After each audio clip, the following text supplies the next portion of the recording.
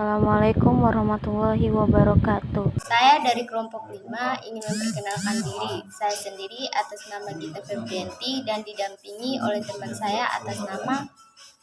Saya Kurnia Jiski Amelia. Tujuan kami di sini ingin menjelaskan tentang wewenang dan delegasi. Yang saya bahas yaitu wewenang. Pengertian wewenang. Wewenang adalah hak untuk melaksanakan suruhan orang lain untuk melaksanakan atau tidak melaksanakan suatu tuntunan agar tercapai tujuan tersebut. Wewenang formal. Ada dua pandangan yang menjelaskan tentang wewenang formal.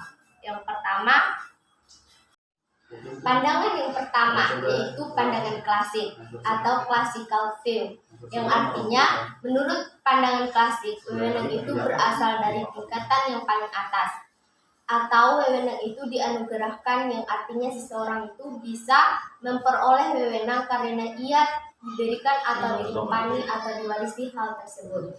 Yang kedua, pandangan penerimaan atau acceptance view, yang artinya pandangan ini berpendapat bahwa wewenang seseorang timbul hanya bila hal itu diterima oleh kelompok atau individu kepada siapa wewenang tersebut dijalankan.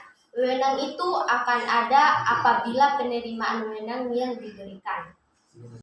Wewenang ada 3, yaitu yang pertama, wewenang lini atau line authority, merupakan wewenang di mana atasan melakukan atas bawah langsung. Wewenang dimiliki oleh manajemen lini yang mengambil keputusan untuk mencapai tujuan organisasi secara langsung.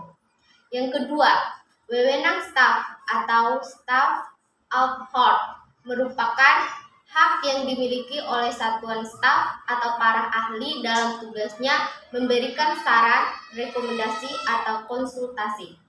Yang ketiga, wewenang staf fungsional, merupakan tindakan yang tepat untuk mengendalikan aktivitas departemen lain karena mereka berkaitan dengan bertanggung jawab. Ini saya akan menjelaskan pendelegasian. Apa itu pendelegasian wewenang? Pendelegasian wewenang adalah memberikan sebagian pekerjaan atau wewenang oleh delegator pemberi wewenang kepada delegator penerima wewenang untuk dikerjakan atas nama delegator. Adapun kegiatan-kegiatan yang dilakukan dalam pendelegasian wewenang itu meliputi 3 tahap penting, yaitu tahap pertama, manajer menetapkan tanggung jawab, yaitu manajer menjelaskan pekerjaan atau tugas yang harus dilakukan bawahan. Tahap kedua, manajer memberi wewenang untuk berbuat sesuatu. Bersama dengan tugas yang diberikan, hak untuk melaksanakan sesuatu yang penting diberikan kepada orang lain. Tahap ketiga, manajer membuat suatu pertanggungjawaban dalam menerima tugas karyawan yang berkewajiban dengan secara langsung pada manajer menyelesaikan tugas yang telah disepakati. Mengapa delegasi diperlukan? Ada beberapa alasan atau latar belakang mengapa pendelegasian wewenang harus dilakukan, yaitu 1. Kemampuan seseorang pemimpin yang terbatas. 2. Tugas yang terlalu banyak. Manfaat dan hambatan pendelegasian. 1. Keuntungan utama adalah bahwa semakin banyak tugas yang didelegasikan, semakin besar peluang mereka untuk mencari dan menerima lebih banyak tanggung jawab dari manajer tingkat yang lebih tinggi. 2. Keuntungan lain dari delegasi adalah membantu karyawan untuk menerima dan mempraktikkan tanggung jawab yang diberikan. Ini saya akan menjelaskan delegasi yang efektif. Apa itu delegasi yang efektif? Pendelegasian wewenang yang efektif adalah pemberi wewenang dan memperbolehkan orang lain untuk melakukan tugas mereka dengan cara-cara terbaik yang mungkin dilakukan. Persyarat di atas sangat penting untuk melaksanakan tugas pendelegasian secara efektif seperti diuraikan berikut ini. 1. Memutuskan pekerjaan mana yang akan didelegasikan. 2. Keputusan siapa yang akan ditugaskan. 3. Dukungan sumber daya. 4. Tugas didelegasikan. 5. Perlunya campur tangan. 6. Melakukan umpan balik. Prinsip pendelegasian.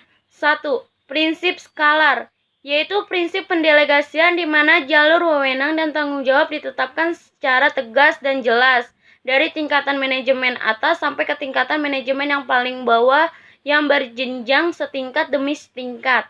2. Prinsip delegasi penuh, yaitu sebagian besar tugas organisasi harus didelegasikan di antara para anggota organisasi. 3. Prinsip kesatuan perintah. Prinsip ini berpandangan bahwa setiap bawahan dalam organisasi seharusnya melapor hanya kepada satu orang atasan. Kami mengucapkan terima kasih. Wassalamualaikum warahmatullahi wabarakatuh.